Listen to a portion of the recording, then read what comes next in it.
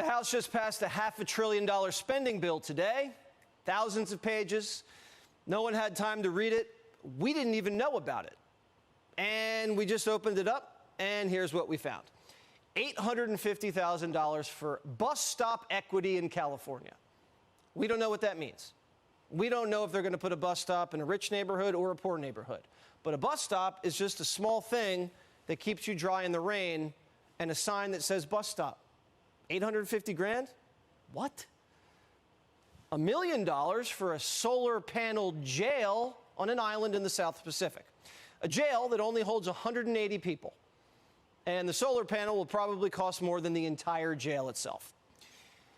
100 grand for an internet cafe in Oregon. An internet cafe.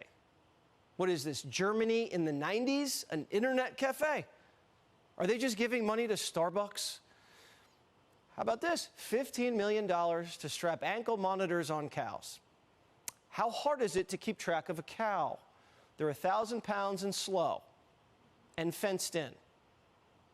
The NAACP in Baltimore is getting $500,000 for their headquarters. They help Democrats, so why not send them $500,000? Fire Marshal Bowman, the guy who pulled the alarm in Capitol Hill, wants $1.5 million to teach kindergartners about climate change. Fetterman wants $1 million for a gay community center that hosts kink, fetish, and BDSM parties. I think that's torture. When he got caught about it, his office put out a statement saying he retracts the earmark. But now Fetterman comes out and says he actually does support the Gay Fetish Party Museum. And he doesn't know why his staff denied it. Dianne Feinstein, who passed away in October, sadly, even has an earmark herself. Now, we don't know how or when or why Feinstein, who's been dead a while, has an earmark in the latest bill, but there's $5 million for a shooting range with her name on it in California. Didn't Congress throw a mutiny because the last speaker was spending too much? What's going on here? None of these people do what they're told. We're trying to bring down inflation. This is what's causing inflation. We don't need solar panels on jails or ankle monitors for cows. Give us a border wall, a strong military, and fix the potholes.